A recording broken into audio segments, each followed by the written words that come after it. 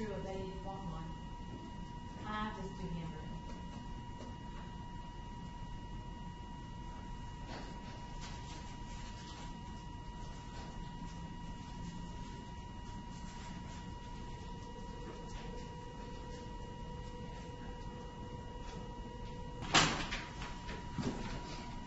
You may be seated. Let the record reflect that the defendant is present. Counsel for the defendant.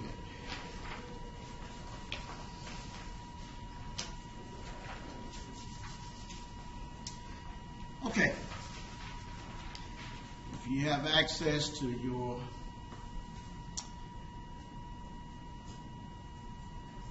Westlaw or whatever you use, please pull up the following cases. Wallace versus State, a 3rd District Court of Appeals case, decided July 26, 2000, found at 766 7 2nd 364.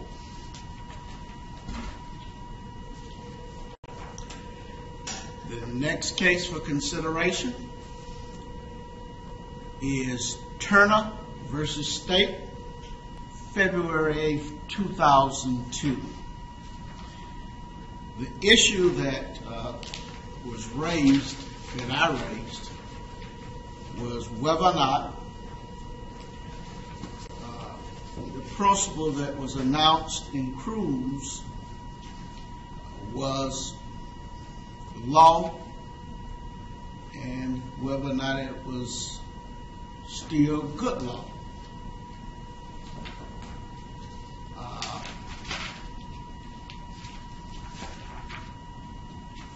So if you want to read those, then I will hear what additional arguments you have. If you want to go directly to the point,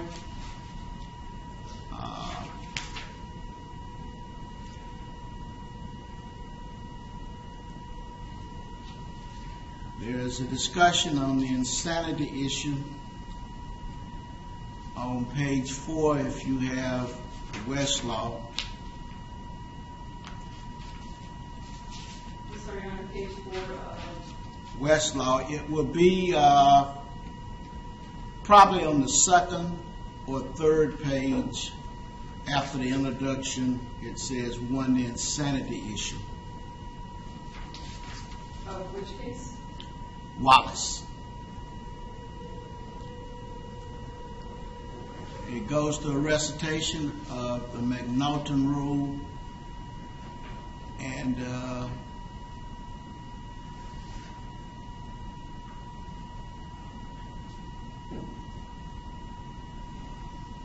it talks about the theory of hallucination or delusions, as the terms are both interchangeable. And head note 5, in an opinion that was written by then Chief Judge Emerson R. Thompson of the 5th District Court of Appeals. He talks about insanity hallucination instruction. After y'all have had a chance to digest those, I would tell you, and if you want to make any comments, make your comments, and then I would issue my ruling after hearing your comments.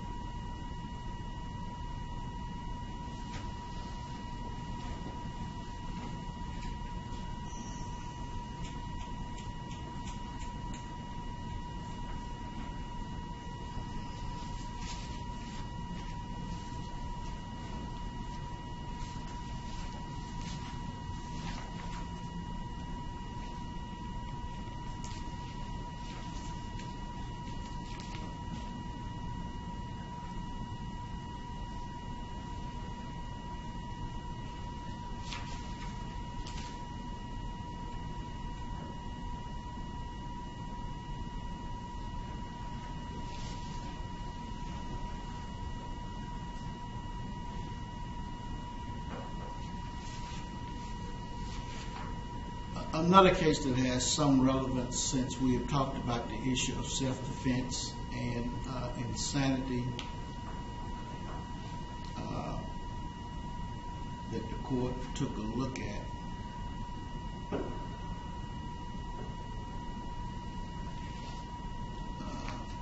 Was Martin versus State, found at 110 Southern 3rd Edition 936, the First District Court of Appeals.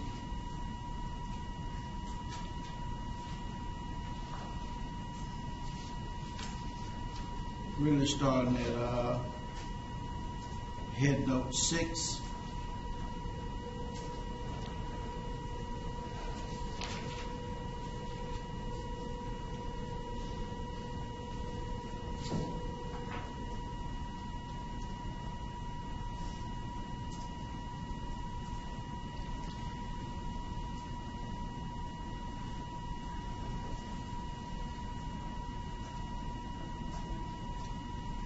I was led to all of those cases by going to the case, first going to the case of Blocker versus State, Florida Supreme Court case decided November 12, 1926.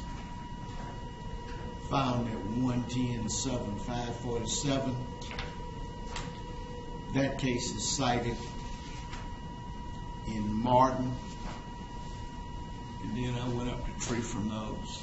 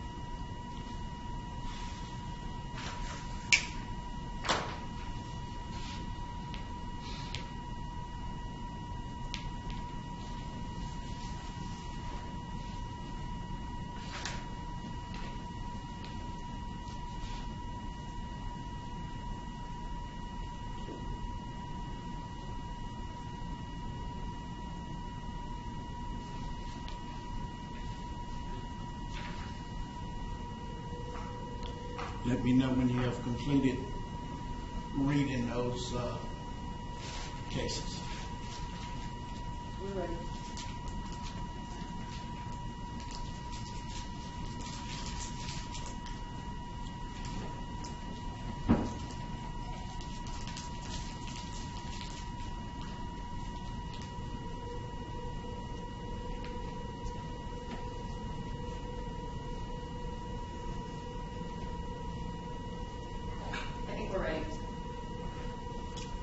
Any additional argument, first from the state, then lastly from the defense?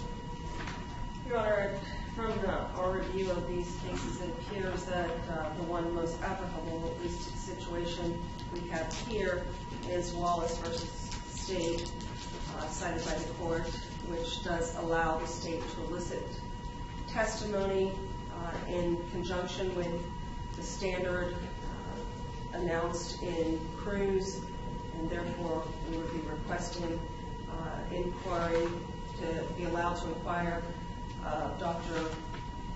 Danziger of his familiarity with the law, since he's already been asked questions about that, and then a final question on that ultimate issue. And Ms. Vickers? Your Honor, the incident in Wallace, I believe, happened in 1997, which is before the 2000, when the conduct was issue that it should not be given for cases happening after June 19th of 2000. We filed a notice of intent to rely on the insanity defense, not insanity defense plus hallucinations. The mental illness that we were required to provide was paranoid schizophrenia, which we did. We did not list anything about hallucinations. We did not raise a self-defense. It was a due process violation to force us to put on 2 different affirmative defenses.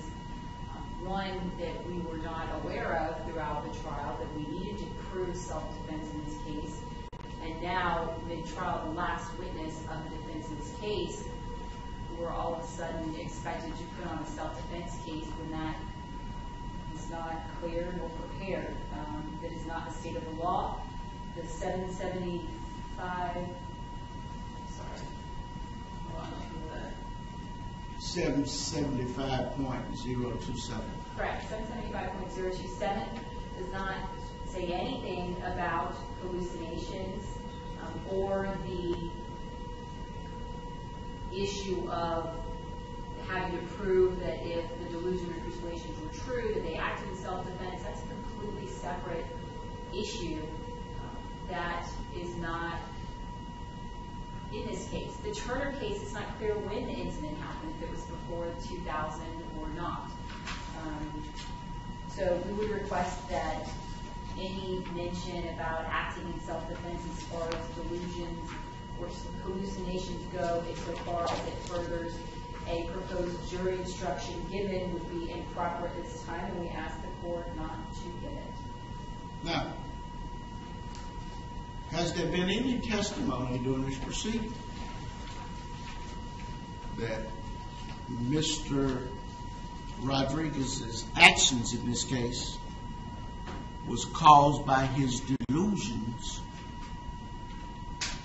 via sharp tooth, which caused him to feel threatened, which caused him to shoot several people, resulting in the death of someone? Was not that the gist of these experts' testimony that was put on by the defense? The gist of the expert's testimony was following the did not rule of did he have a mental disease, infirmity, or defect, and number 2, did he understand the consequences, what he was doing and the consequences, and part B, which is did he understand the wrongfulness of the nature. That is the test. That is what we're here for. That's what the law says. That's what the standard jury instruction says. It does not answer my question. My question was there testimony that was proffered on direct examination by the defense about the defendant being delusional and acting under delusions or hallucinations?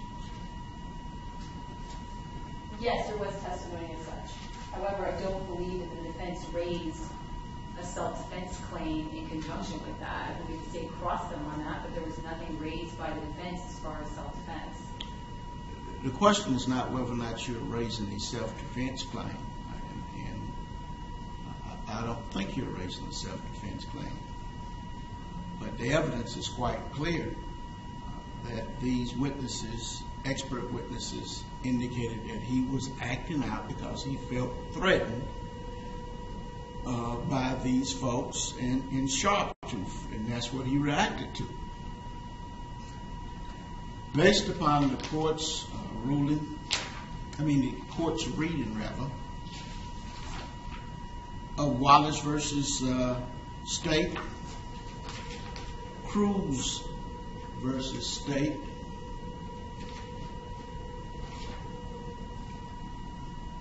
and Martin versus State, and Turner versus State, the objection to the proposed question to Dr. Danzinger will be overruled, and the state would be permitted to inquire in that area. One of the things you addressed, and I think I need to address, which also troubled me, and I reread it and reread the prior law with 775.027. The major change in the law was prior to 2000, there was a burden shifting. That was taken out. But it is quite clear by the subsequent decisions out of the 5th District Court of Appeals and the Wallace case out of I believe 3rd District Court of Appeals, that hallucination delusions are all a spinoff on insanity. Thus, that area is still good law. I could not find, and I looked at numerous cases, every case that was cited as a cited reference to see was there anything that knocked that principle of law out, and I could not find it. Once I could not find it, I had some other folks see if they could find something wrong with what I had found, i.e. a couple of staff returns, just to make sure in my haste I did not overlook anything. And while I know how to use Westlaw, and they are maybe a little bit better, well, a lot better than I am, but I do know how to use it. Just to make sure I had not overlooked something. All right, let's return the doctor to the stand, and then we'll return the jury.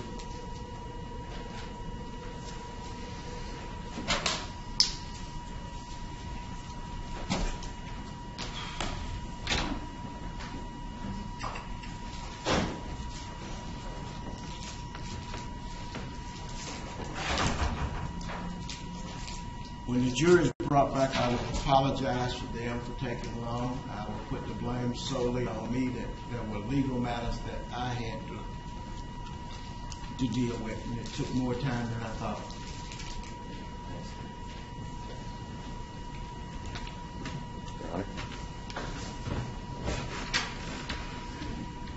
Let's return the jury.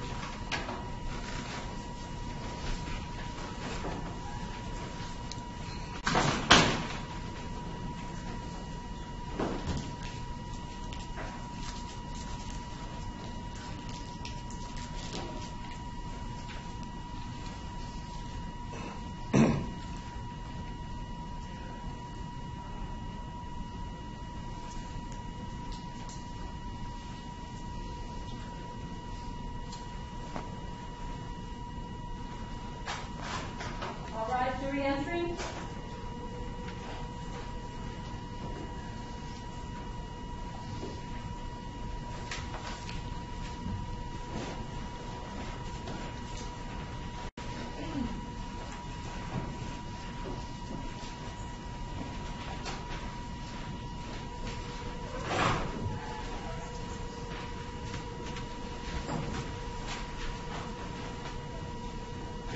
You may be seated.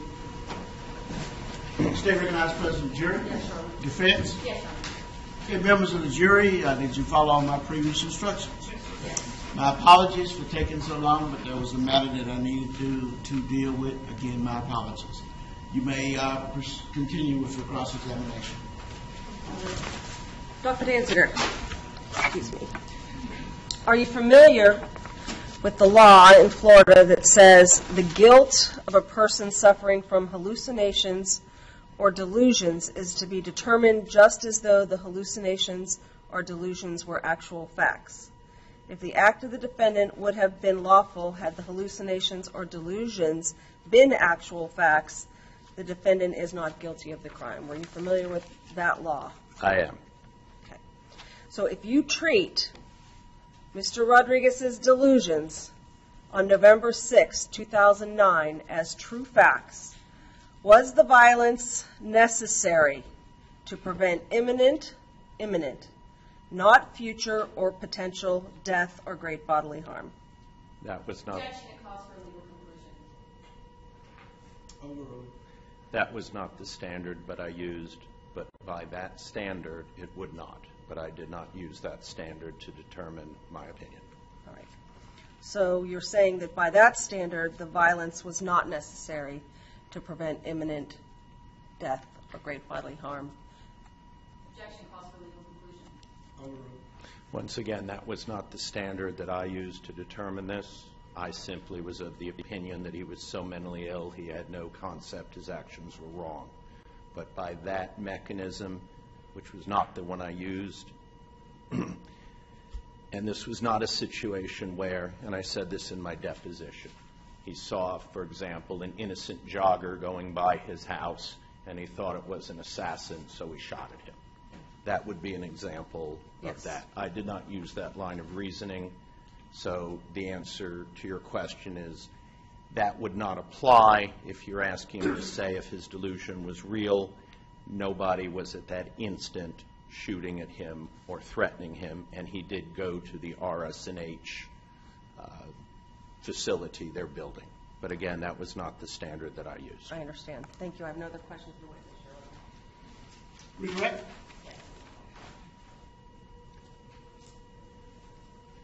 But wasn't Mr. Rodriguez under threat all the time? He was. This is someone who simply was hearing voices threatening him, believed he was in danger at any time, that anything could happen to him at any moment. There was a vast conspiracy against him. This was a totally paranoid and fearful man. And he didn't go to the facility to shoot off a bunch of people. Objection, leading. He told me that he was not going there with any intention to shoot anyone. That was what he told me. Now, when you spoke to him, was Mr. Rodriguez on any medications? The first time, no. Subsequent times, yes. And being that you're a medical doctor, you can tell us a little bit about medications. Is that correct? Yes. And were any of the medications he was on when he spoke to you antipsychotics? Yes, he is on 2 antipsychotic medications, Haldol, also known as haloperidol, and Seroquel, also known as quetiapine. 2 different antipsychotic medications at the same time. And he's also on other types of medications. Is that correct when he spoke to you? Objection, Your Honor. This is outside the scope of cross. Yes. And do you know what medications those were?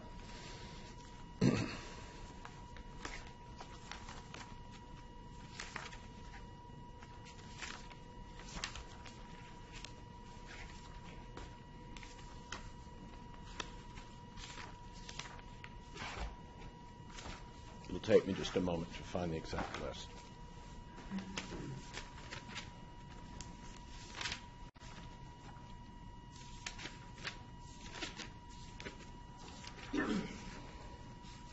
I know he is on the Haldol, which is the antipsychotic. He is on Seroquel. He is also on Cogentin, which is a medication used to counteract side effects of antipsychotic medications. He is on lisinopril, which is a medication used to control hypertension. Okay. Now, as far as the side effects of the medication, can it affect memory? It can. And can it affect the perception of reality? Well, the medications can be sedating. Generally, though, when you give an antipsychotic medication to an ill person, hopefully it helps bring them more towards reality. So when you were questioning Mr. Rodriguez and there's certain aspects he didn't remember, were you shocked by that? No. Could that be attributed to the medication he was on? Either the medications or his mental illness, which can distort memory and recollections. Okay. You said that on the November 6th of 2009, he was in a psychotic state. Yes. And do people who are in a psychotic state have trouble remembering what happens when they're in that psychotic state? They can. Their memories are distorted. Their thinking is fragmented, so their memories may be incomplete or distorted. And you said on cross that he was not in danger at that second. Is that correct? Yes, in a realistic standpoint, in a non-delusional standpoint, I was not aware that he was in immediate danger in the real world. In his fantasy delusional world he was, but in the real world he was not, to the best of my knowledge. Okay. I'm a little confused. So, in the real world, when he went to RSNH, there was no immediate threat. Yes, I'm not aware that anybody was about to shoot him or beat him up or attack him in reality. Okay. But in his world, the delusionary world, he was in danger. Through the prism of his psychotic and mentally ill mind, he perceived himself as being in danger. All right. Thank you. May the doctor be excused. Yes. Thank you, doctor. You may be Thank you, excused. Your Honor. Thank you all.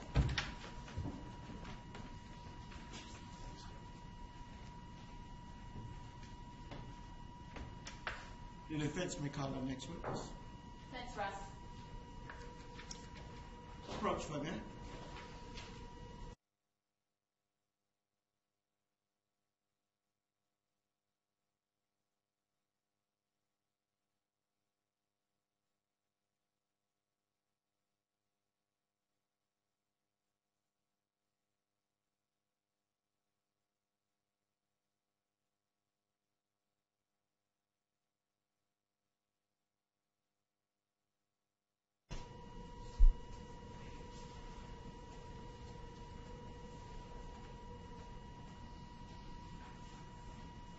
State in a rebuttal. State called Stephen Rodriguez.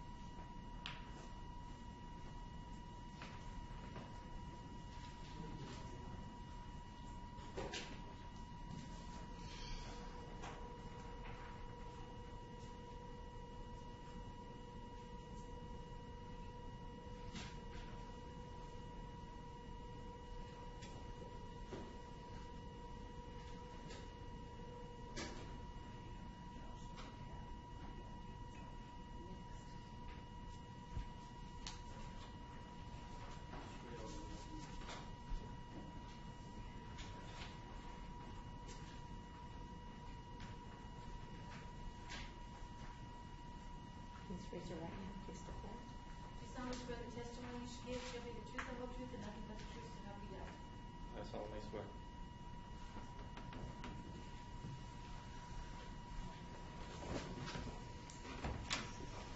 You may proceed. Sir, could you please tell us your full name and spell your last name? Stephen Rodriguez, R-O-D-R-I-G-U-E-Z, And Mr. Rodriguez, in which city do you currently live, Orlando, Florida, and what's your occupation? hairstylist. And what is your mother's name? Anna Rodriguez, And do you have any siblings? yes, Do you have a sister? yes, And do you have a brother? yes. What's your brother's name? Jason Rodriguez, Do you see Jason Rodriguez, your brother, in the courtroom today? I do. Now, at some point in 2007, Mr. Rodriguez, you came to own a firearm. Is that right? Yes. And how was it that you came to own a firearm? I went and bought it at a shoot straight gun in Orlando. Shop in Orlando. And you started to say we. Who was with you or helped you with that purchase? My brother. And Jason Rodriguez, is that right? Correct. Okay. He's the only brother you have, is my He's the only understanding. brother that I have, yes. Okay. You paid for it? I did. And did your brother at that time have a firearm as well? He did. Did he help you with the selection of the firearm that you purchased? Yes.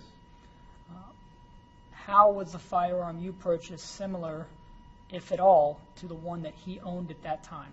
The same firearm. Do you recall the type of firearm that it was? It was a high point 9mm firearm.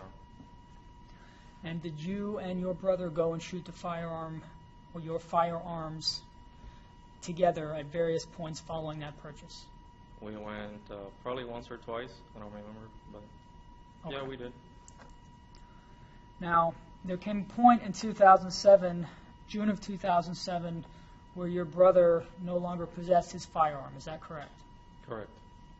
And the police were involved in taking his firearm. Is that right? That is correct. And what role did you play in that firearm being taken from him?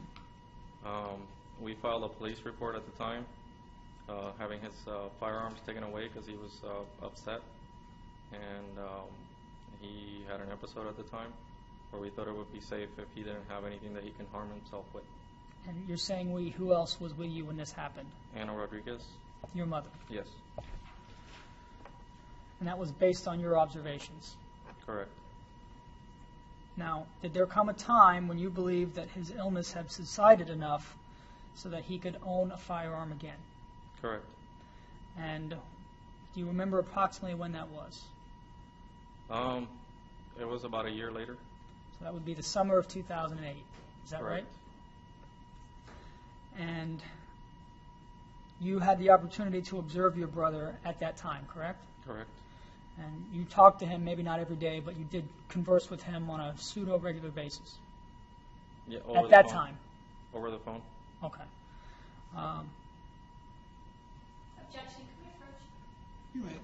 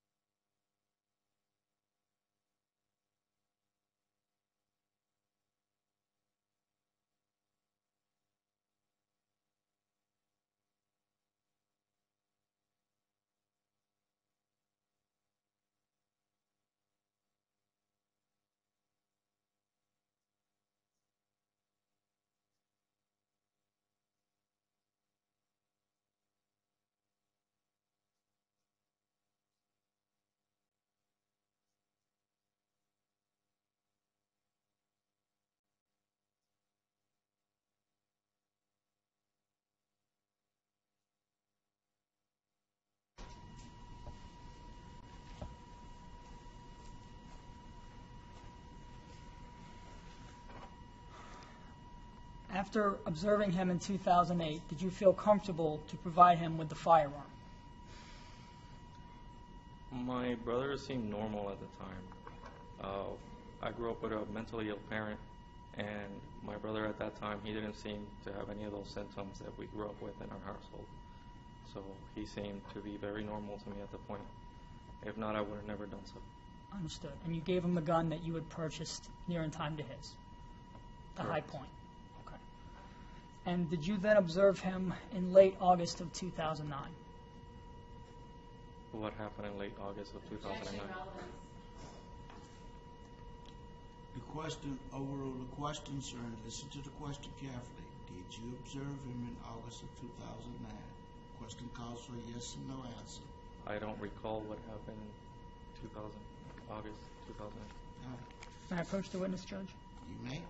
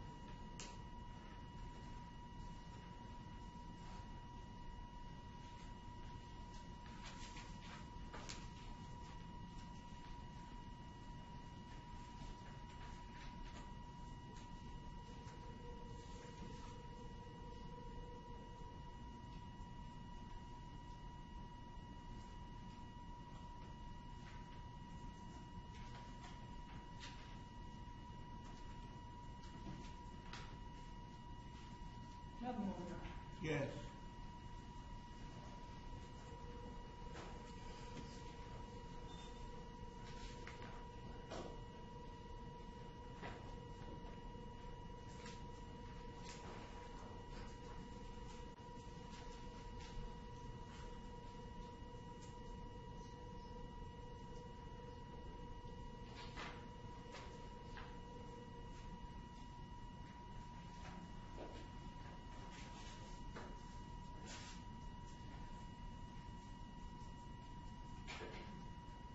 May I approach the witness? Mr. Rodriguez, would looking at a previous statement of yours help refresh your recollection as to what you were doing in 2009? Yes, that was 4 years ago, so it would help. Approach him. You may. Go ahead and read to yourself from there to the bottom of the page.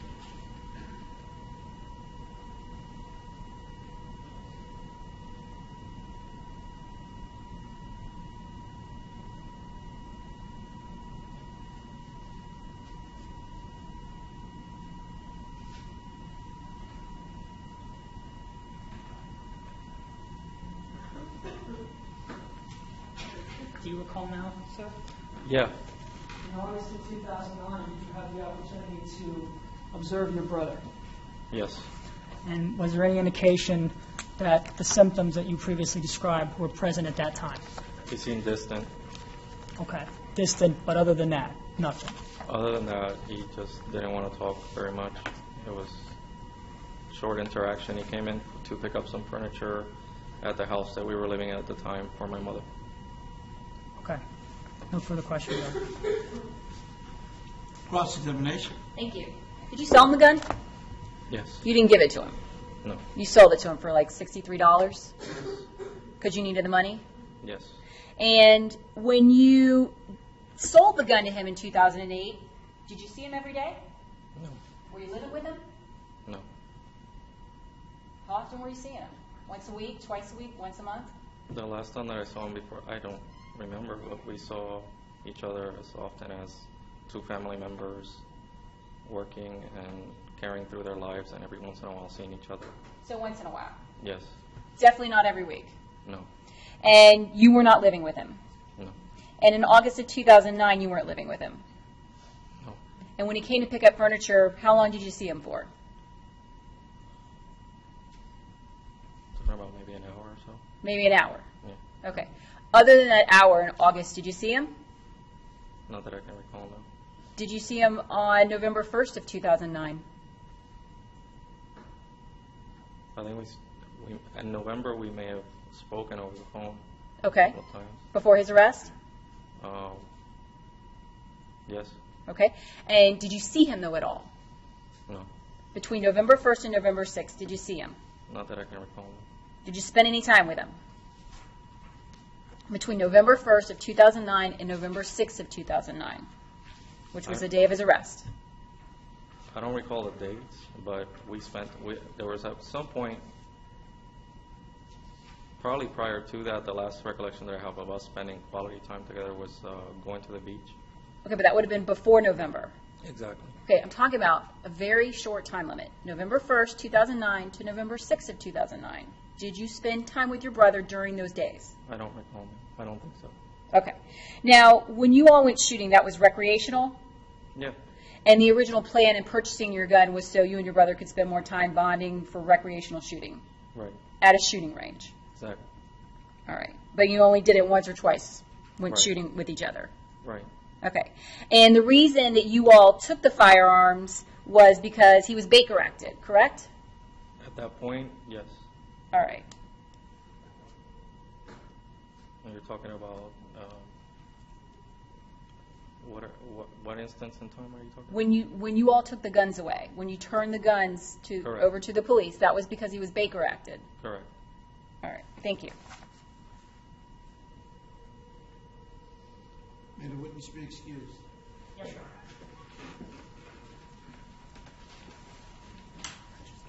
State may call the next witness. The state called Dennis Ahern. Ahern, A-H-E-R-N. Ahern.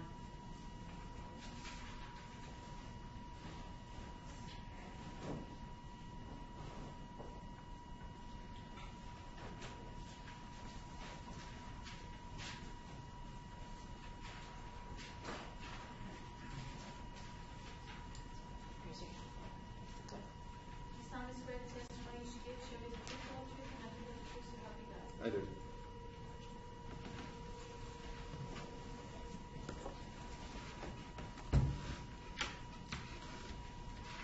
You may proceed. Thank you, Your Honor. Mr. Ahern, you previously testified that you were previously a sergeant with the Orlando Police Department, correct? That's correct. And on the afternoon of November 6, 2009, you were involved in making contact with Anna Rodriguez. Is that right? That is correct. And you made contact with her where at? Well, I followed her vehicle from her parking lot and initially made contact with her in the Albertson parking lot.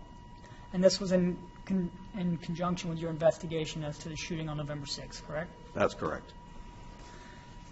Now, specifically, did Anna Rodriguez make any statements to you regarding why her son was upset or might have done the shooting in relation to his employer? Objection, hearsay. Exception. Impeachment, Your Honor. Overruled. And if you need to look at your report, you can. Let me know. Yes, she did. She did make statements. Okay. Do you recall, without looking at your report, the exact statements that she made? She told me something to the effect that her son, Jason Rodriguez, had been dealt unfairly with by a company that he worked for about 2 years previously, and because of that, he had developed emotional and mental problems. Did she list or name the company by name, at least a portion of it? The only Objection, hearsay. Same response, Your Honor. Overruled. the only part of the company name she could remember was Reynolds. No further questions. Cross-examination. Nothing. Okay, may the officer be excused. Yes, Your Honor. Thank you, sir. You may be excused. Thank you, Your Honor.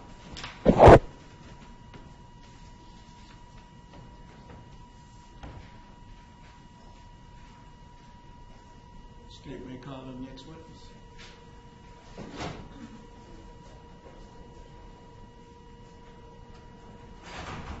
No more rebuttal, Your Honor. Okay, may the attorneys approach the bench.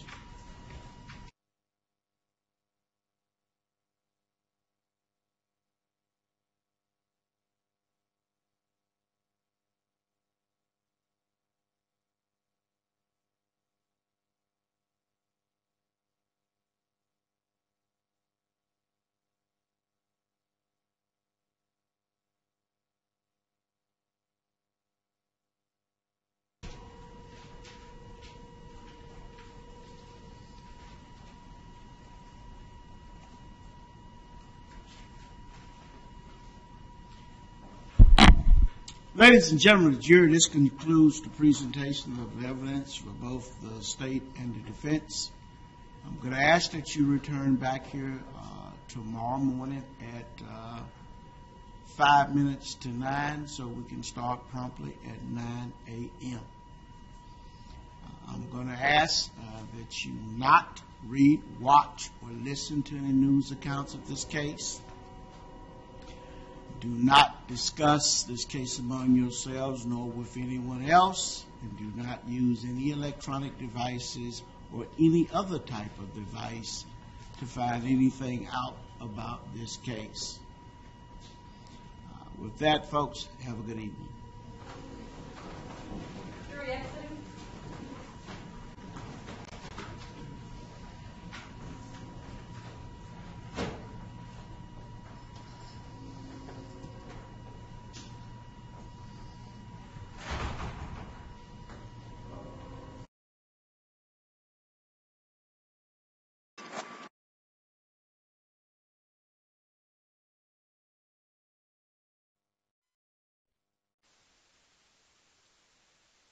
Referring patients to the hospital. Halifax says the program was designed to retain critical cancer specialists. The judge's ruling could cost the hospital $350 million. We're going to try to just not get back the money that was inappropriately taken from the taxpayers. We're going to try to hit Halifax in the wallet, which seems to be all they care about. Coons, who worked in compliance, decided to file a lawsuit when she says her supervisors refused to come clean. But at one time, I was told that my loyalty had to be to the hospital and not the government. The judge has not decided if the fraud was intentional. We know you can't do profit sharing, and yet we still did. The judge is leaving that for a jury to decide in March. Halifax strongly denies that it submitted false Medicare claims. It's illegal for hospitals to pay doctors to refer patients because studies show when doctors have a financial interest in referrals, it leads to unnecessary treatments. I'm working to find out how that could have affected patient care here at Halifax, and I will have that part of the story for you tonight on Eyewitness News at 6. Reporting live in Daytona Beach, Lori Brown, Channel 9 Eyewitness News. Right now, we're asking how a dangerous mentally ill sex offender was able to get away from his caretaker just weeks after getting out of prison. If you were watching Eyewitness News at 4, we told you Michael Cooper was found late this afternoon after he ran from the Social Security office on Gatlin Avenue in Orlando yesterday. And since then, Channel 9's Kathy Bellich has been digging through Cooper's records. Kathy, you learned he was in prison for not registering. He was, and DOC records show he was sentenced last year to 4 years in prison, but for some reason he was released just a few weeks ago after serving only 1 year. Yesterday, while registering for benefits here at the Social Security office in Orlando, we're told he left his mental health care caretaker saying he wanted some food from the 7-Eleven here across the street, and when he went in this direction, he ran away.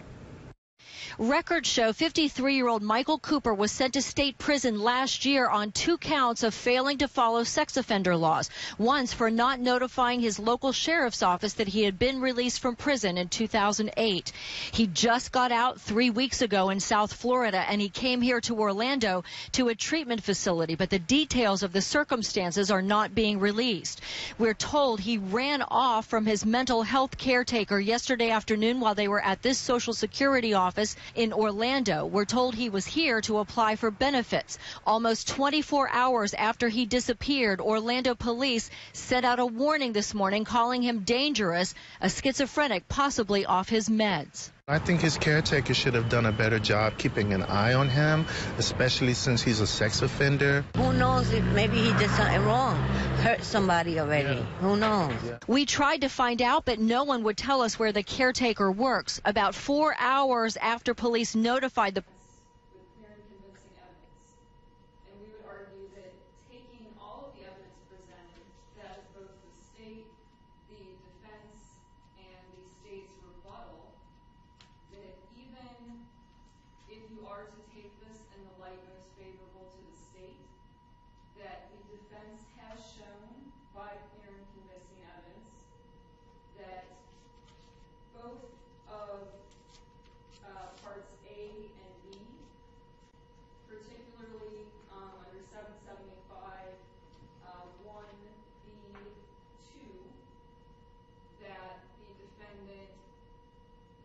Was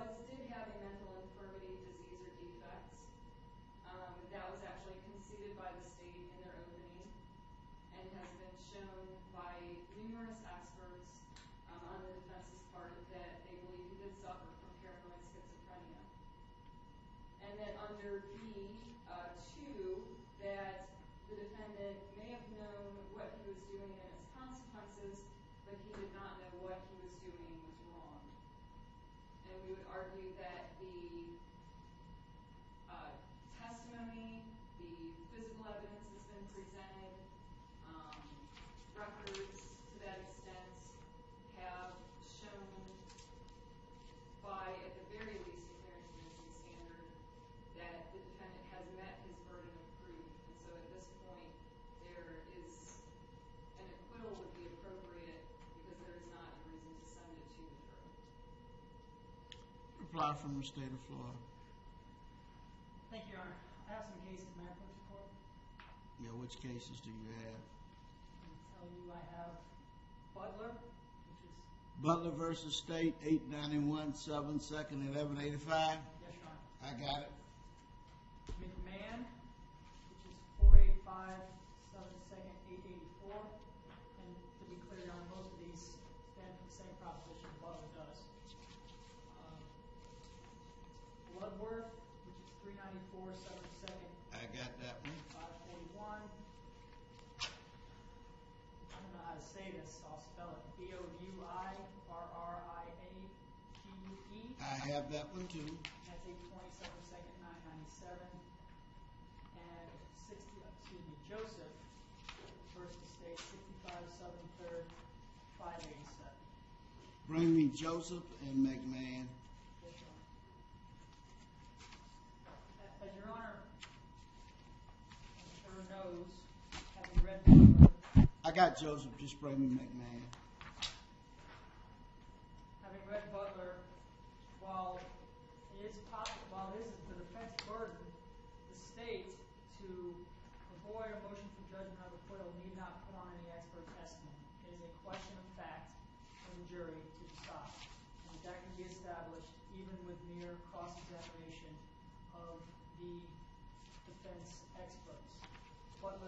In Butler, which is the case that primarily cites for that proposition, the state provided no expert testimony, cross-examined, and also, of course, provided factual witnesses, which the court concluded could help the trier of fact, the proper finder of fact, conclude that the defendant did know his actions were wrong or that he knew the consequences of his actions. So all of these cases and all the citations therein that Your Honor's reviewed indicate that motion for judgment of acquittal on that issue can be done.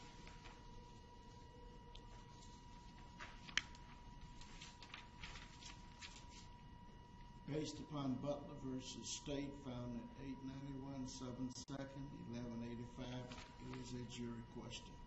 Motion for directed verdict will be denied.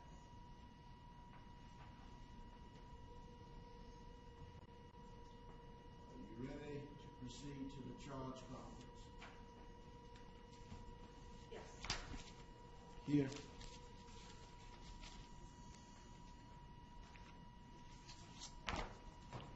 This is a starting point.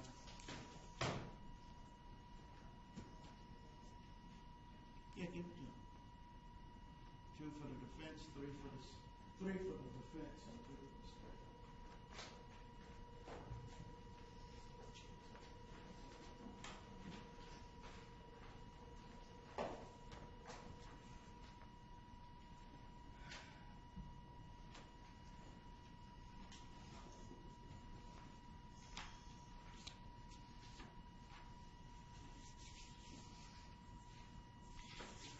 Introduction to final instructions. Look at it and tell me if you have any objections to it. No objections. Defense. No objection. Statement of the charge. No objection. No objection, Your Honor. Introduction to homicide.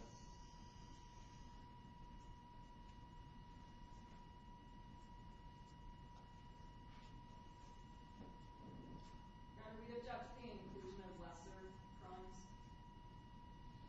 Is the state requesting any less included?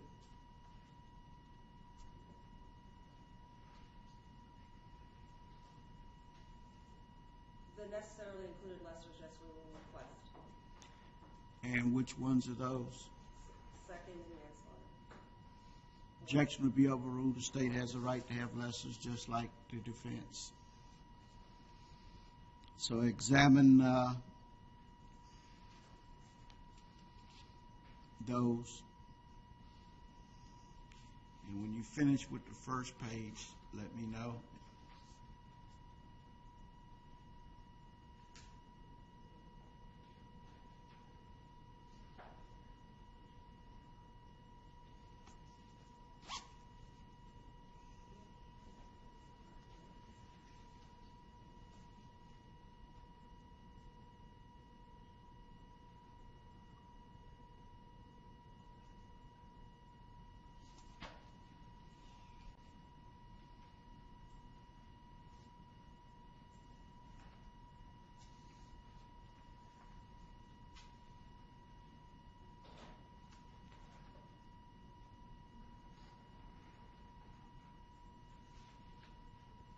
No objection to introduction to homicide, justifiable homicide, or excusable homicide. The defense, besides your objection to the giving of lessers, any additional objections? No, Your Honor. Okay. Let's move to introduction.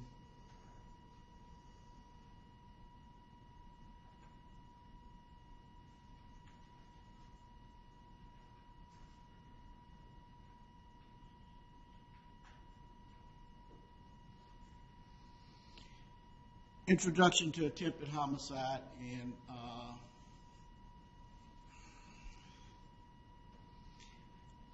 since we have, I think, 5 victims, if you can think of another way to do it with 5 victims other than the way that I've come up with them, all ears.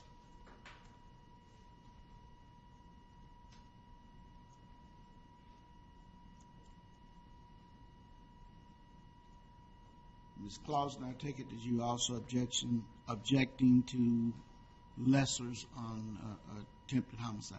That's correct, Your Honor. Is the state requesting lessers?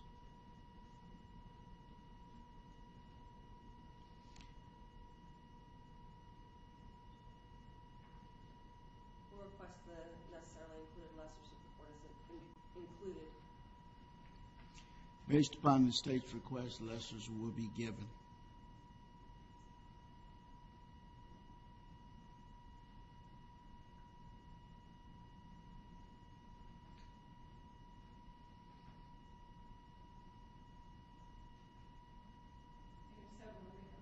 Yes, take your time.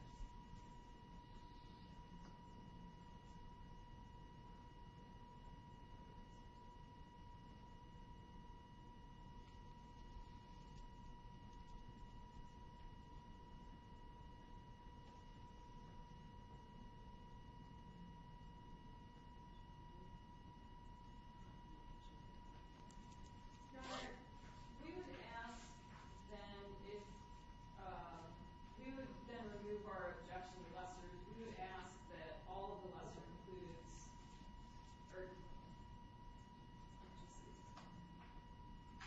just the under attempted homicide, we would ask to include attempted aggravated battery with or without a firearm. State.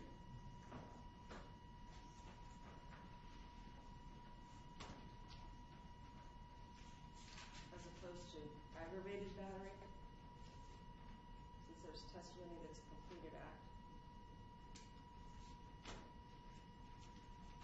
I don't object to aggravated battery. That's fine.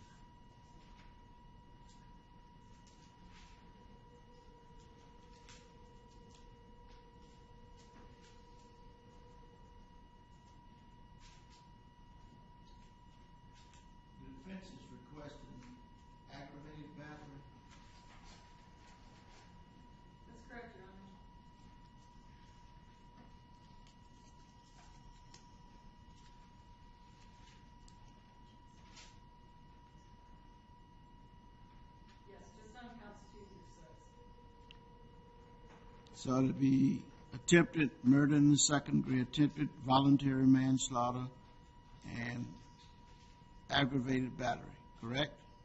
Correct.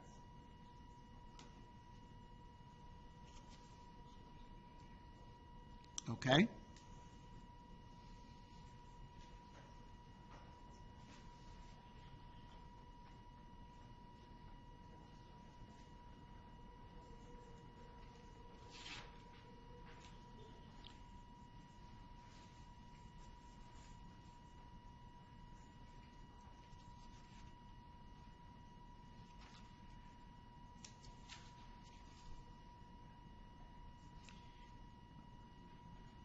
Any more objections or addition to introduction to attempted homicide? No. All right.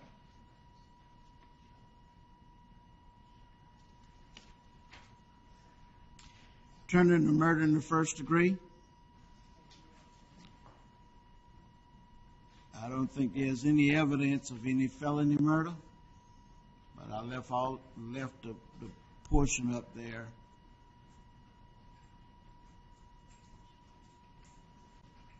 Anybody asking for felony murder? No, Your Honor. State is not. Defense? No, Your Honor. So I will be striking there two ways in which a defendant may be convicted of first degree murder.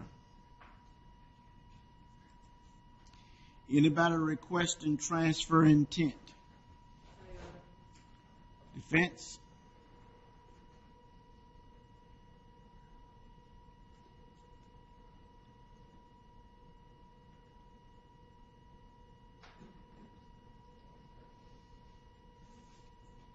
We do not want transfer intent, Your Honor. Okay.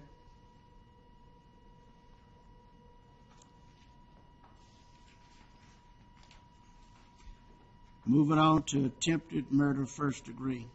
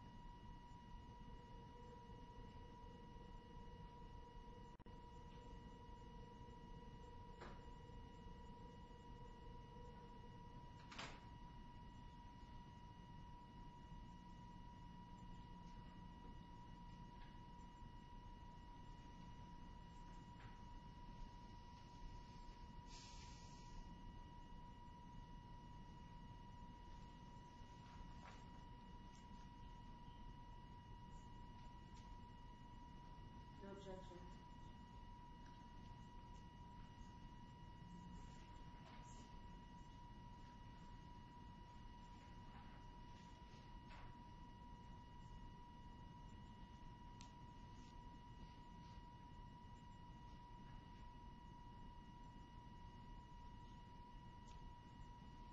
Any objections from the defense? Remember just explaining about how it's grouped here, if you can have a moment. Yeah, take your time. Like I said, you got all those different victims. I can just use the word victim.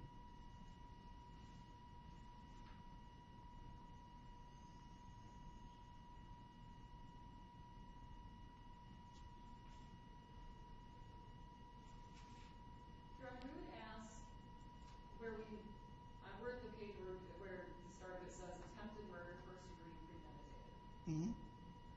We would ask that rather than have them grouped as 1A through E, 2A through E, that each victim's name be separated into its own paragraph.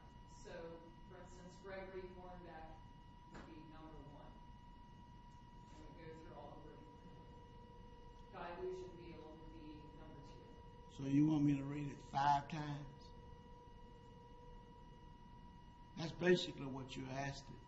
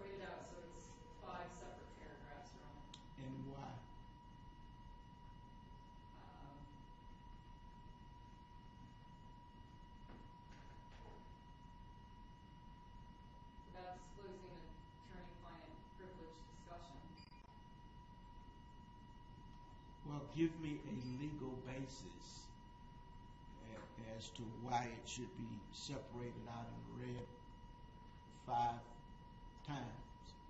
Because they are 5 separate counts on the indictment. They're 5 separate crimes that need to be considered individually. They are not the way the instructions look and would read now, is that these 5 victims are lumped together, which could give the jury a presumption that finding guilt on one could be guilt on all the other 4. And 5 separate paragraphs reinforces the idea that they are 5 distinct and separate victims and 5 distinct and separate acts. Have you looked in the back of the instructions?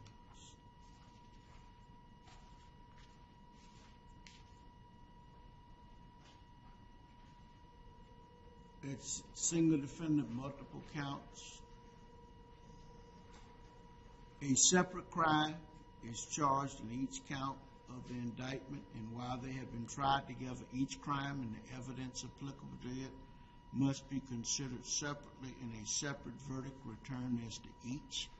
A finding of guilty or not guilty as to one crime must not affect your verdict as to the other crime charged.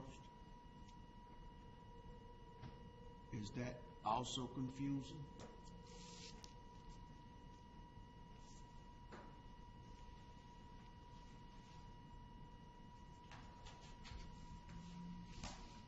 I will take that in consideration.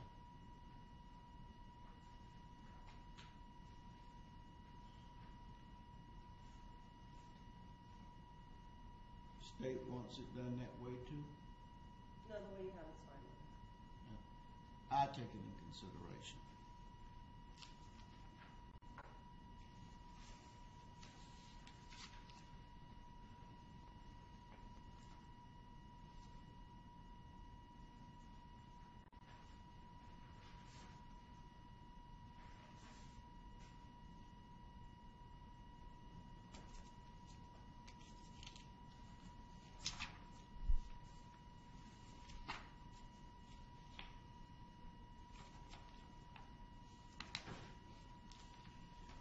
Okay, other than the defense's request concerning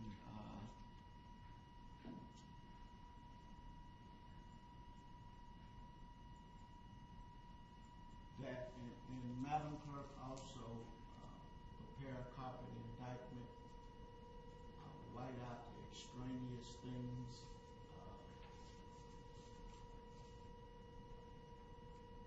Is this the working copy?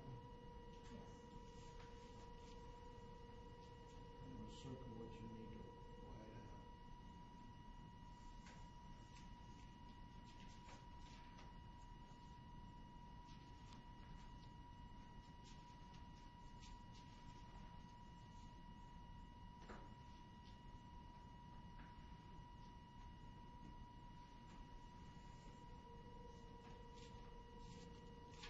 Just the first 5 pages.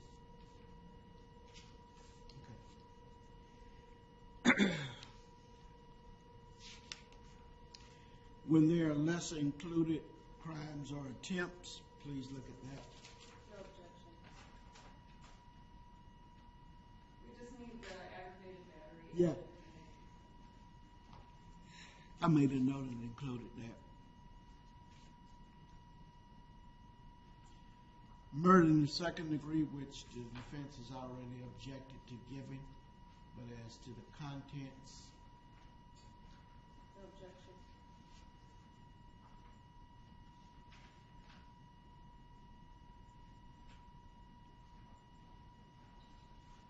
No objection. okay. No objection to the content, but you object to the instruction being given. Correct. Okay, because when you said no objection, that kind of leaves it a little wide open. Okay. Manslaughter. Noting that you have objected to manslaughter, let's dicker over the content of the instruction. State would request 2A only.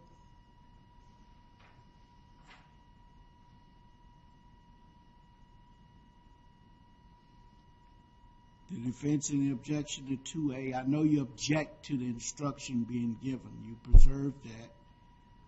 But dealing with just the 2A being given alone. We would object to A on the basis of intention.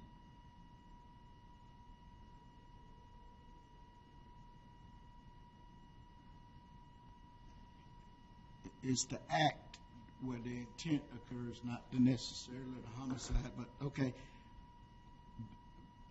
You object on the intentionally committed an act. Noting that objection, that would be overruled. Do you have a request for B or C?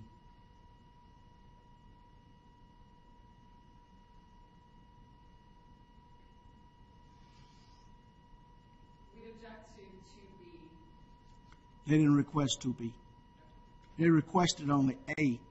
What I'm trying to determine now is whether or not you want B or C, although you objected to the whole instruction, but I just want to be clear. We're objecting to B. Okay. B is not being given. And you're not requesting C. We can have a moment. Okay.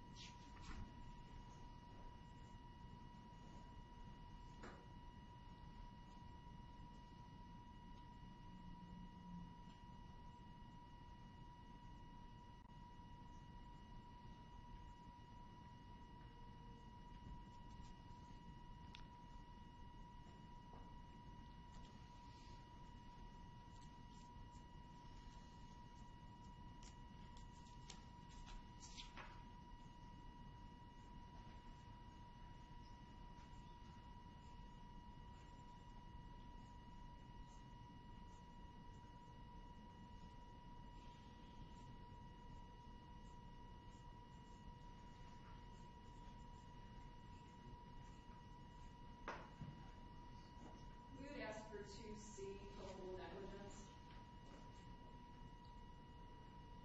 State any objection?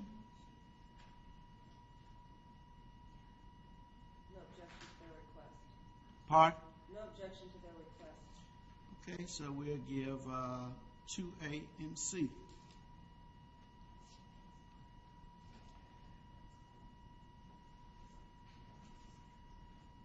So we'll give the instruction on negligence, justifiable homicide, excusable homicide. We'll give the one that says 2A. We won't give the definition of procure. And we'll give the last two paragraphs on 2C. Yes or no objection? Okay.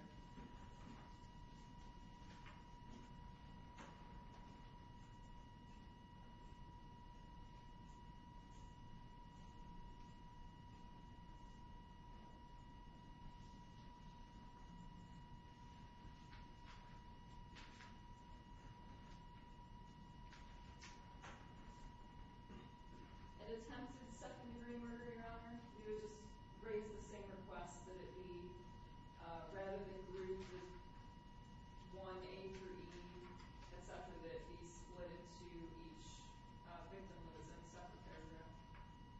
Okay.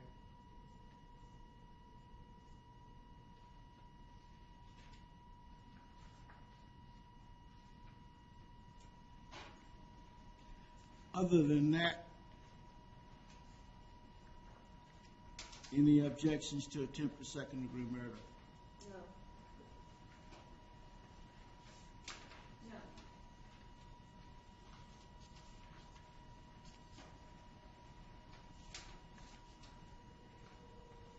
Attempted voluntary manslaughter.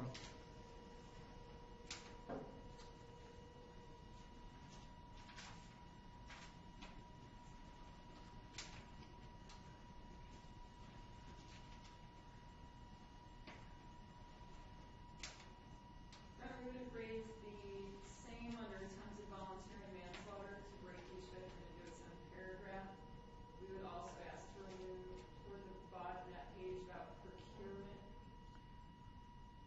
Yeah, that comes out. Correct, folks? Yes, sir.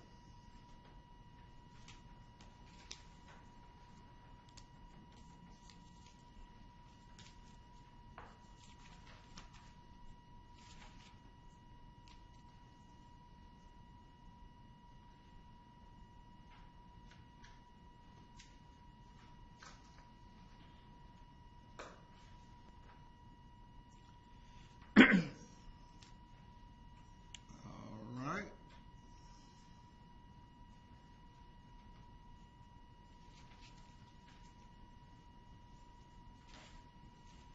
After that comes aggravated battery, just in case you don't have that with you.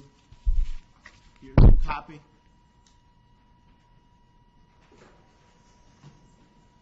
It has not been fixed up, but it's just a naked copy of ag battery.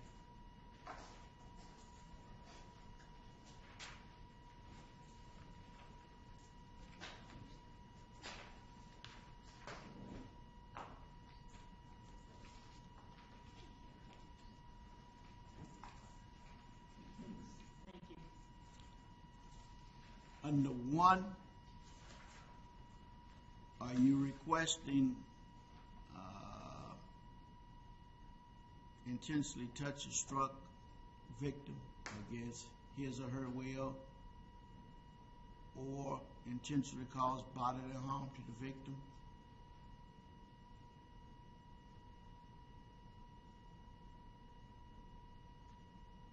Or both of them?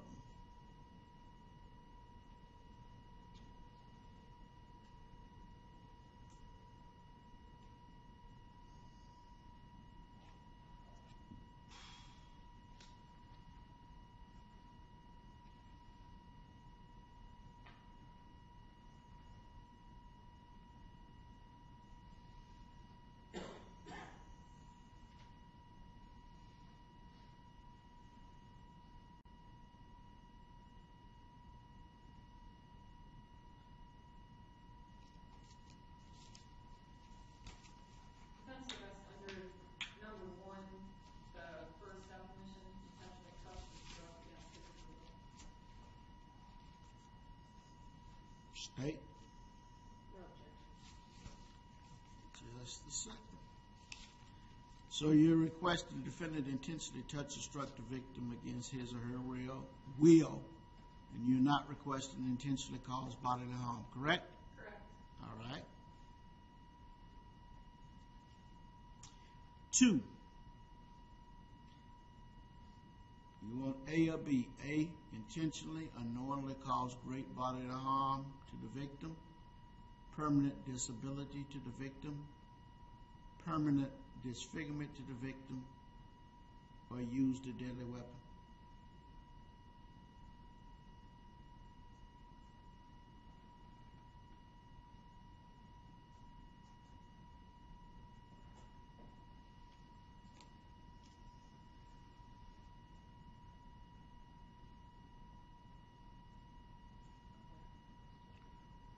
Or do you want both? In committing the battery, intentionally and knowingly cause great bodily harm to the victim, or used a deadly weapon.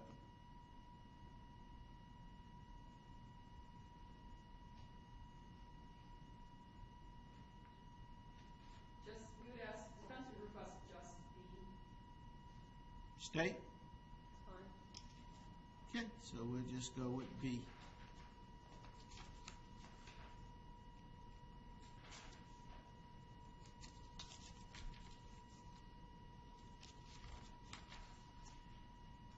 Aggravation of a felony by carrying a firearm. Is anybody requesting that? Yes.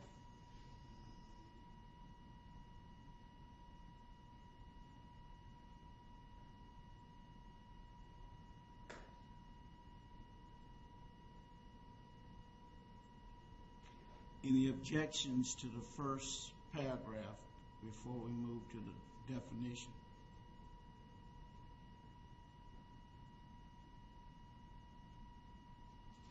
The only thing you might want to add at the end. Add battery. Right, or any lesser included offense. Find him guilty of murder, attempted murder, firearm, or any lesser included offense. Any objections? That's fine. Okay. I think all the lesser included are contained within the definition of 775.0871. On the definition of firearm, anybody requesting including a starter gun? No. Or antique. Or what? Or antique. No,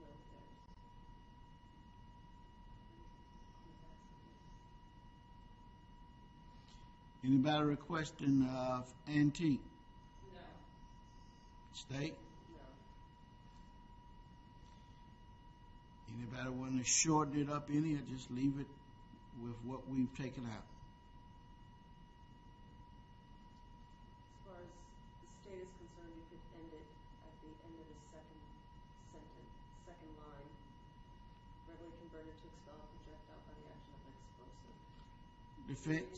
Agreed. Okay.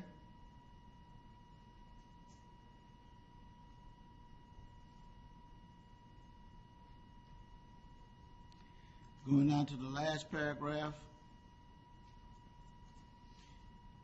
Murder, attempted murder, or less included offense. Yes. Yes. Okay.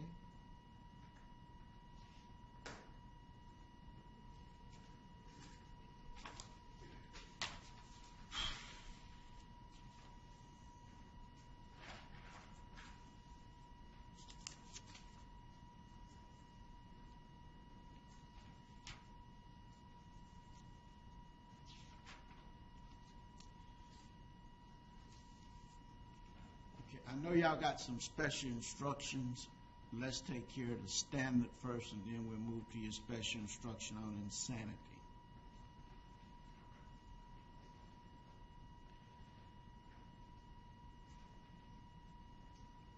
Going down to give, if applicable. Well, first of all, read, a person is considered to be insane when, 1, he had a mental infirmity, disease, or defect. Nobody has any objections to that, correct? Correct. Because of his condition, he did not know what he was doing or its consequences, or although he knew what he was doing and its consequences, he did not know it was wrong. Do you want A and B, or just A or B? Defense? Both. State any objections? No. Moving down. A defendant who believes what he was doing was morally right is not insanity if the defendant knew what he was doing violated societal standards or was against the law. Anybody requesting that? Yes. Defense? Defense would object to it on the basis that there was no presentation of any testimony that this became a moral issue for the defendant.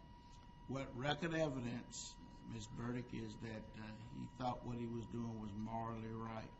Well, the words morally right weren't used, but certainly all of the experts had expressed, particularly Dr. Danziger, that he felt that he was doing what he believed was justified, was the word that was used, as opposed to morally right. So the way that the justification was explained was that these people were harassing him to the point where his life was potentially in danger, and that his taking action was the right thing to do under the circumstances, or was justified, was the testimony.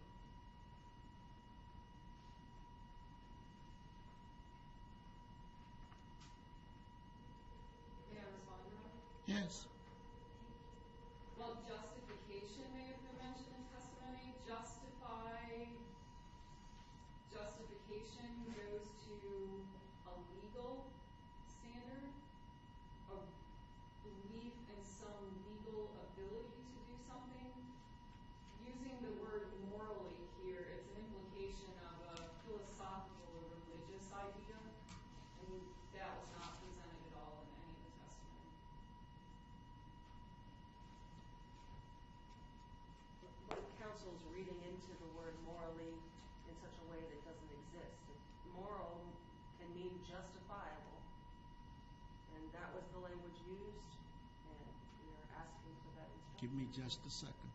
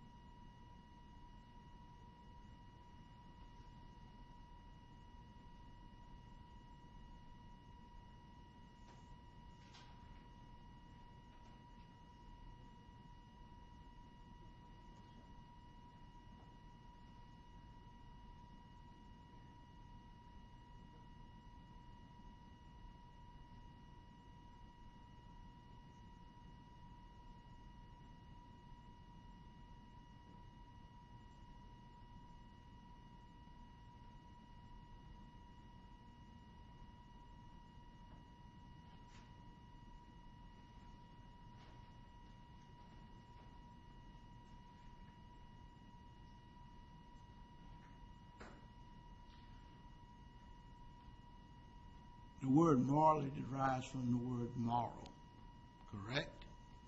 Correct. And it has generally been defined as pertaining to or concerned with principles or rules of right conduct or the distinction between right and wrong. Ethical, moral attitude. I'm inclined to give it. I want to look at some case law. You're welcome to shoot me some. But I'm inclined to give it. I want to look at it. So, the second paragraph. Yes.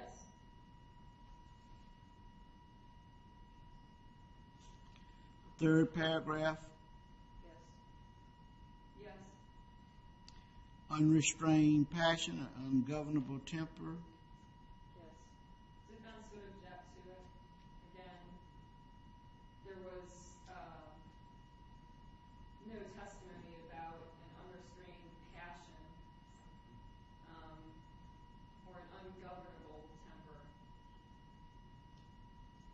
There was testimony about anger, including from the defendant.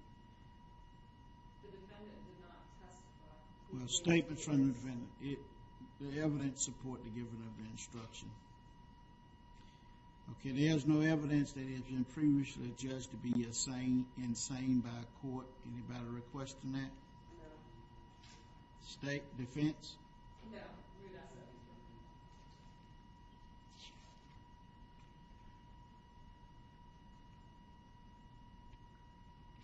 Then look at the rest of them, flip over to the other page. I think that takes care of those instructions, including the one that you had asked about psychotropic medications. That's correct, Your Honor. And it's my understanding that on our, just for the record, that on our previously submitted motion to change the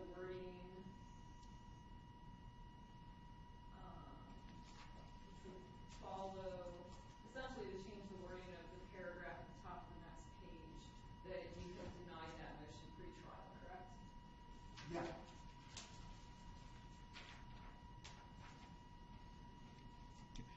Are there any additional special requested instructions? Your Honor, I would request the language that we debated as written in Cruz be inserted into this standard after the first line, the defendant who believes that what he was doing was lying, right, is not. The rules provide that in order for the court to consider instruction, it must be submitted in writing. If you want to submit it later, we can discuss the instruction, but you got to submit it in writing. All right, I can do that. I know. It's just the language that was in the old instruction being inserted into the one the court has given. Just a second.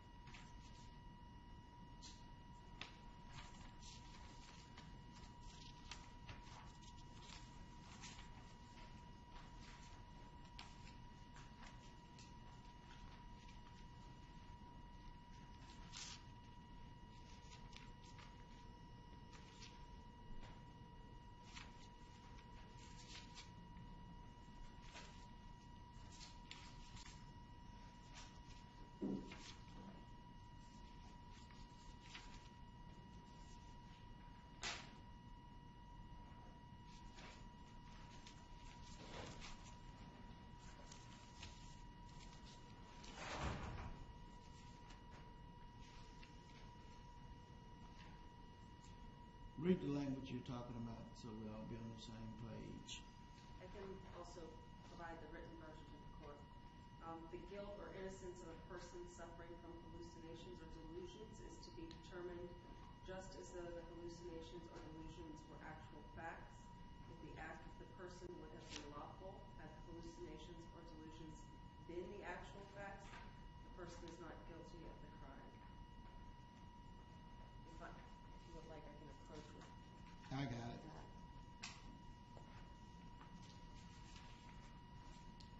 And defense?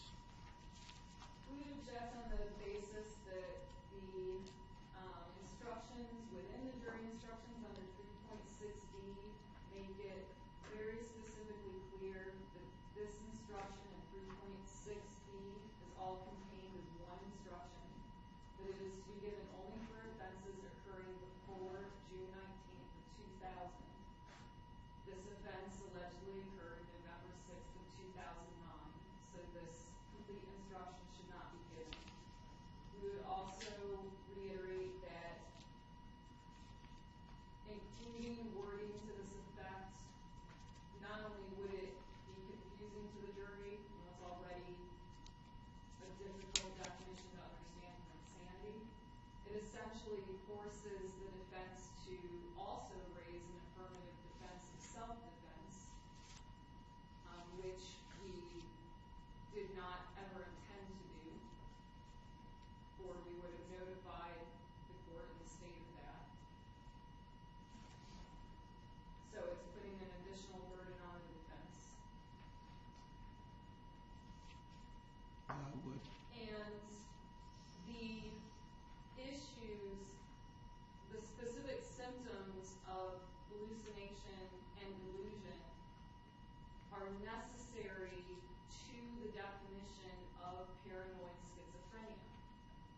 Paranoid schizophrenia is what the defense stated is the mental disease, infirmity, or defect that the defendant suffers from.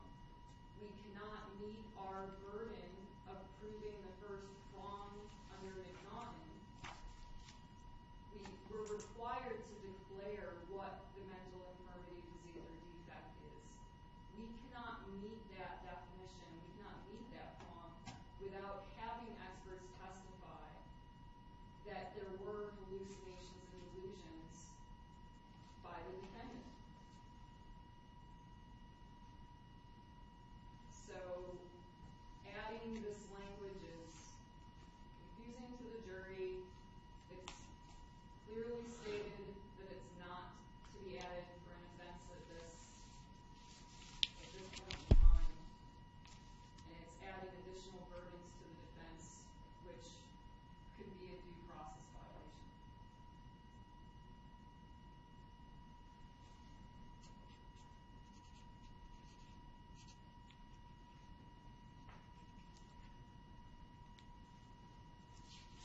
At first blush, until I did the research, I tended to agree with you. But after reading the cases I've cited, particularly Wallace and Turner, out of the 50 CA, and particularly since this issue of insanity through schizophrenia turns on hallucinations or delusions, I will incorporate it. I will do some additional research tonight just to make sure I have not missed anything.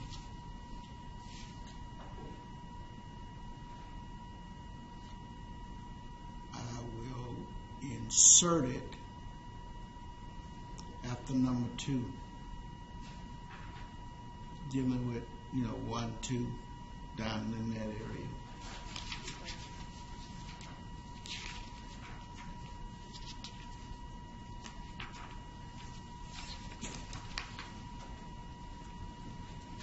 If you find any additional authority, you can email it to me tonight. I think you all have my email address. The one that's on the global? Yeah. I will check it between 9 and 10 o'clock. Okay, if anybody requesting plea of not guilty, reasonable doubt, and burden of proof? Yes. Yes. All right. No objection. Weighing the evidence. Let's go down to 6. Anybody requesting 6? Yes. Defense? No. We've asked what evidence has been entered regarding offering and receiving money for deferred treatment or other benefit. Remember the question that y'all kept asking each witness, were they being paid for their services? I'm sorry, we asked them if they were paid to evaluate and write Right. a report, not to testify. We never asked anybody if they were paid to testify. Still preferred treatment. It's a benefit. I don't know too many of them that would testify as to if they were asked to do it for free. I give it. I mean, it's there. 7. No. 8. Yes. Defense.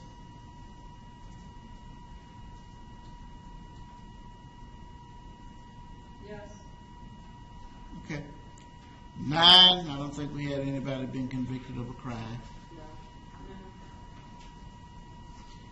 No. No reputation testimony on the 10. Correct.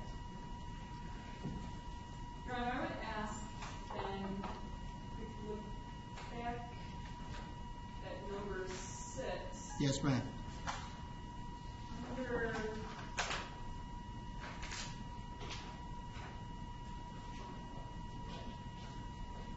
Under the Rules of Procedure 3.216, letter I, evidence, it discusses, it states, any experts appointed by the court may be summoned to testify at the trial and shall be deemed court witnesses, whether called by the court or by either party.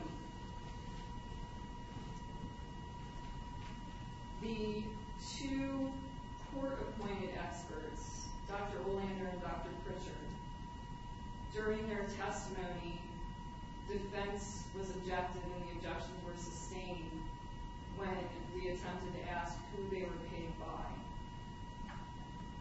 I would suggest then, if we're putting number 6 in, because it's referring specifically to experts, that we also add an instruction specifying that Drs. Olander and Pritchard were court-appointed experts.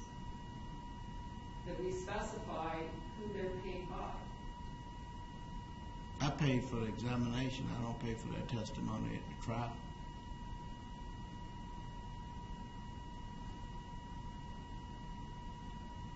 The court does not pay for... I understand that. Yeah, I don't pay for sanity evaluation. That comes out of whoever requested those. I think those two people were requested by the state to have access, if I remember correctly. Yes. So those... Which is exactly what we were not allowed to discuss at trial. Because it's improper bolstering. But it goes to their credibility, and it goes to their truthfulness as to whom they were originally paid to conduct the evaluation and report for. I'm going to give 6. Okay. Going down below 10, whether the state has met its burden of proof does not depend on the number of witnesses it has called or the number of exhibits. Anybody objecting to that?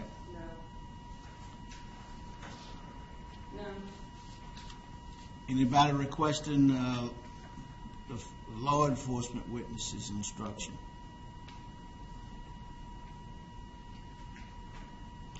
The fact that a witness is employed in law enforcement does not mean that his testimony deserves more or less consideration than any other witness.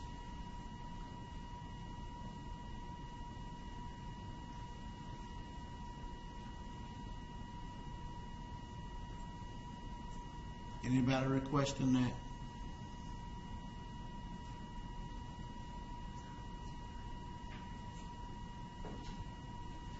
Last grade to be removed.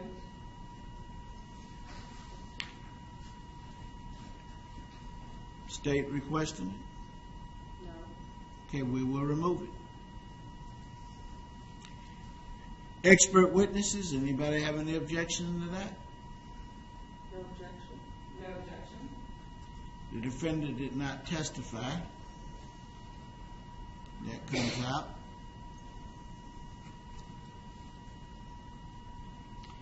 And did y'all consult with Mr. Rodriguez about him testifying or not testifying? Yes, we did. Okay. And it was his desire not to testify? That's correct. Is that correct, Mr. Rodriguez? Yes, sir. All right, thank you, sir. Anybody requesting witnesses that talk to lawyers?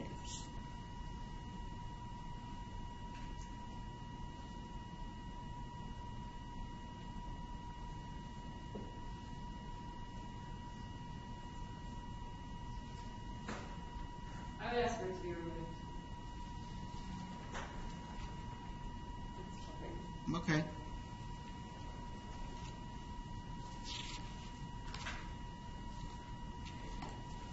.98, defendant not testifying. Is the defense requesting that? And are they requesting both paragraphs or one paragraph and not the other?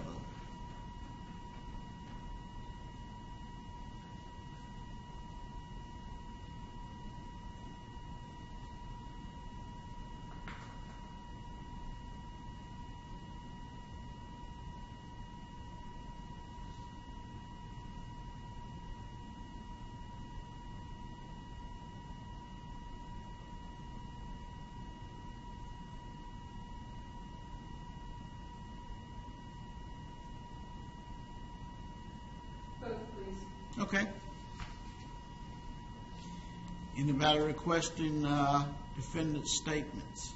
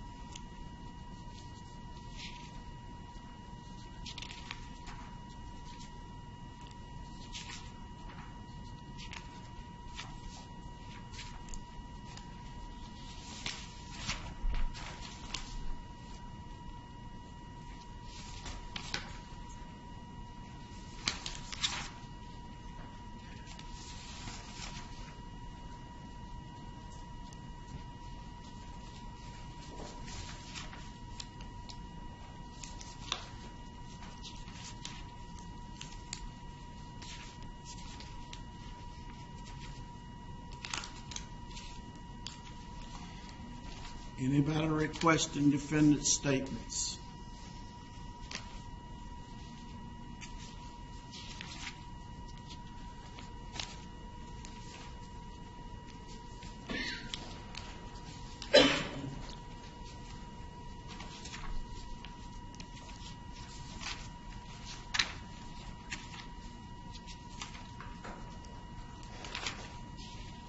If you need more time to think about it overnight, I will give you more time to think about it overnight. I will separate it.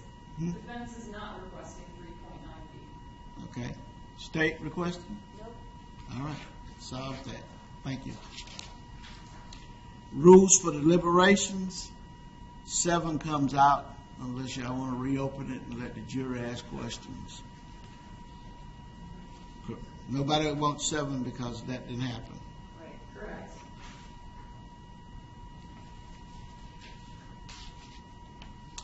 Cautionary instructions.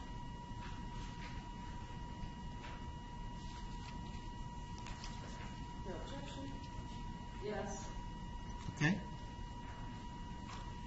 And verdict. No objection.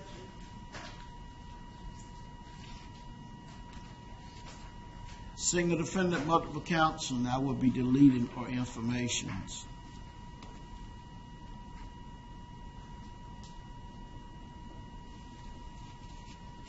You did send the verdict forms. We obviously don't have the aggravated battery. If you bring out the verdict forms, I'm going to have y'all come back here at 1:15. Okay. As far as the verdict goes,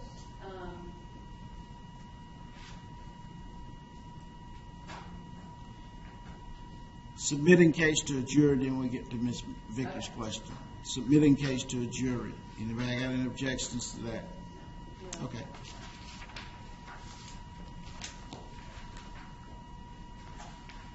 with the verdict, it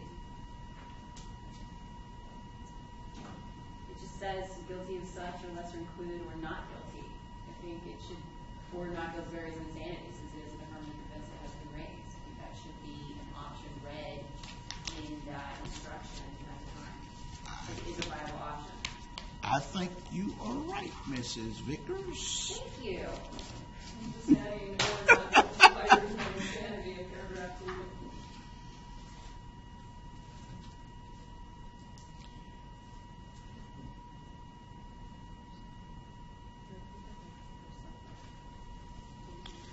Not guilty or not guilty, Or not guilty by reason of insanity. or not guilty by reason of insanity.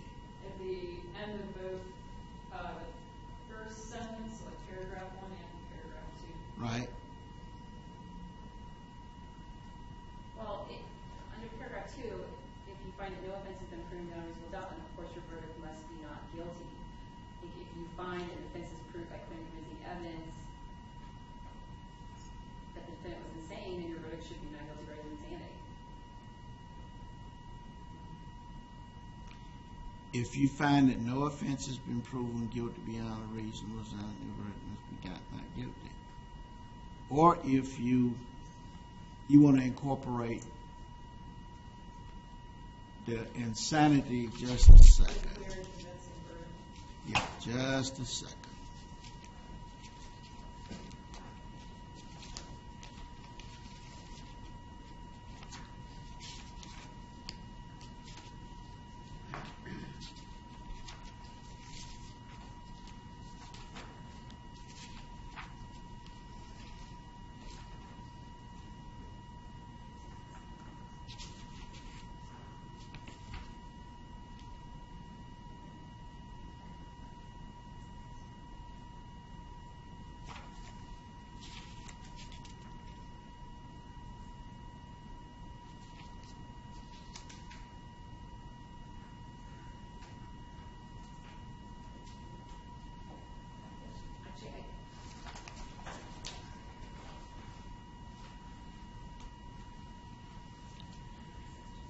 When the court's ready, I have an issue back with paragraph 1.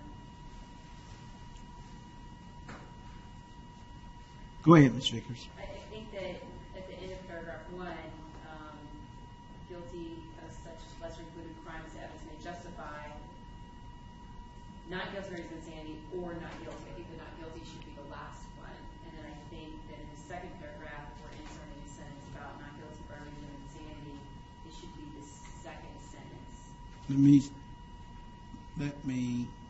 You're saying on verdict, if you find the defendant guilty as charged in the indictment, or guilty of such lesser included crime as the evidence may justify, or not guilty. In there, that's what you're saying? No, I'm saying as the evidence may justify. Or not guilty. No, I'm to first say not guilty by reason of insanity or not guilty. So you want not guilty by reason of insanity or not guilty? Correct. You want them reversed? Correct. That's fine. I think we put them on the verdict forms that way. Okay. And then the same thing with the second paragraph. If we do add a sentence in, I think it should be in the middle because it would track in the verdict form that not guilty is less and not guilty by reason of insanity would be in between. No objection to that.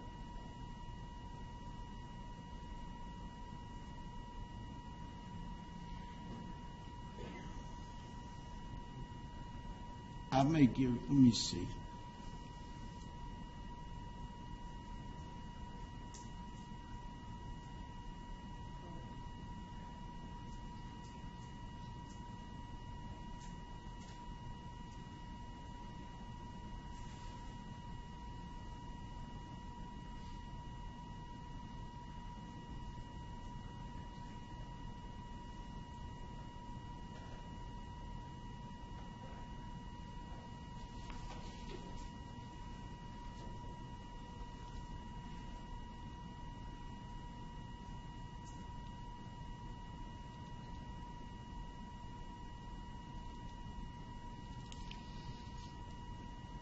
What I'm thinking about, and tell me your thoughts, before we go to the second paragraph, going back up and inserting it here again.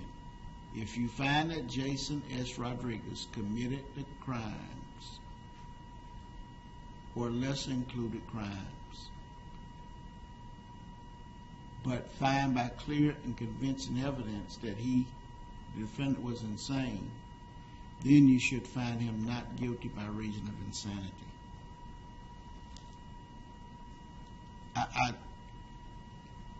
This is what I'm proposing. You may find the defendant guilty as charged in the indictment or guilty of such lesser included crimes as the evidence may justify, or not guilty by reason of insanity, or not guilty.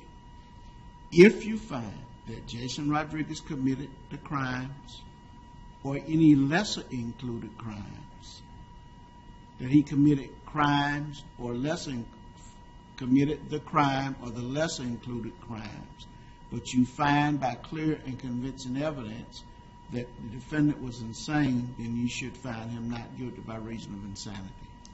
I would say insane at the time of the offense. Correct.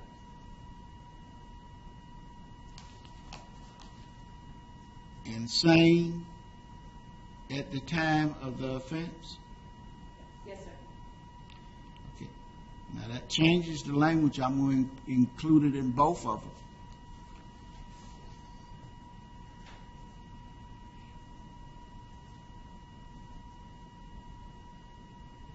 I don't understand. The original instruction as reads on insanity.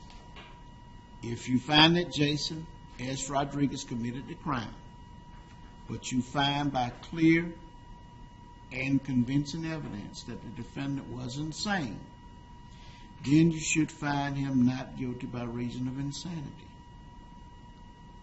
You've just asked me to add the language, was insane at the time of the offense. That's the first sentence under insanity. At issue in this case is whether Jason S. Rodriguez was insane. I know that, but I'm just, you go down to the bottom of that page. That's what I'm talking about. The very bottom, the last paragraph.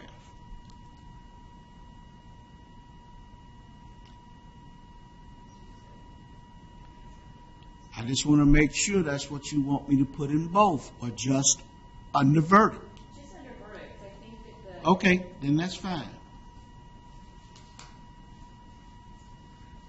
And is that going to be between the two sentences? Yes.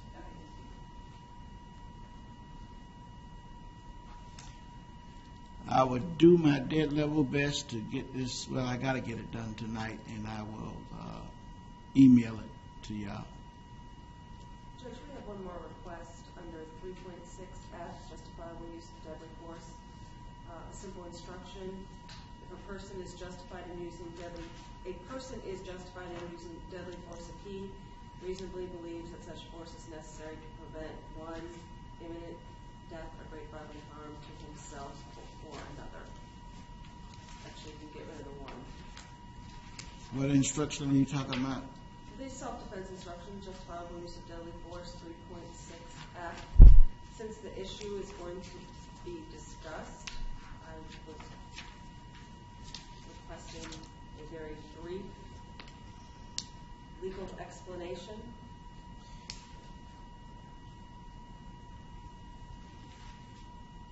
Is I would that... object, Your Honor. That is not a defense that was raised. It's not on any of the instructions, correct? It's language in 3.6F, but the defense witnesses, except for the last, over and over, testified that Mr. Rodriguez's actions, based on his delusions, he believed them to be in self-defense.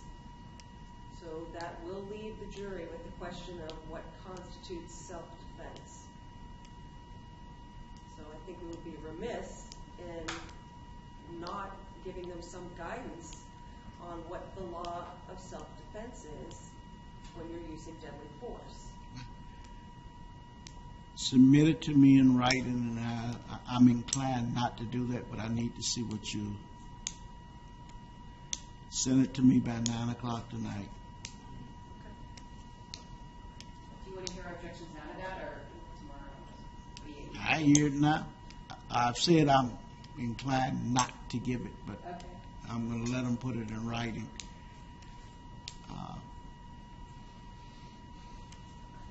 Got to give you a chance to look at it, and we'll come back at 8:45. Make sure you send everyone copies of the verdict forms. Anything else, folks? Nothing from the state, Your Honor. Okay. And y'all are all on global? Yes. Mine is under drain hyphen verdict. We got to type in drain first to get it. And mine says Matthew Williams. Because we like to be good with all. Matthew, Yes, Your Honor. not Ryan? It says Matthew Ryan Williams. Oh, all right. All right, court will be in recess to 8:30 in another matter and 8:45 in this matter. We have 8:30. Yes. Is it in here? Or is it in here? Huh? It's in the hearing room. It's a motion to withdraw on, who is it?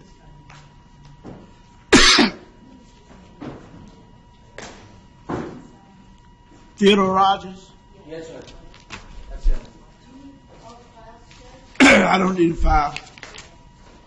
Save yourself the trouble. The only thing I would need is a copy of the motion to withdraw. Your Honor, we just sent the request unsigned copy. Pardon? We just sent the requested instruction, but it's obviously an unsigned copy. Okay, that's fine. We will sign that and file it.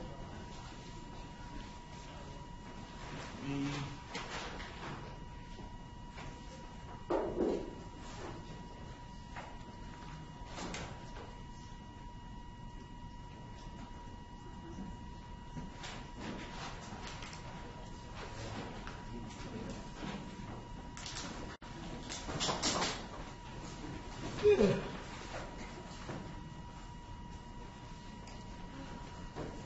already sent the page already, right? Yep. Oh, wait, that's right, you know, I didn't check it. And I did it on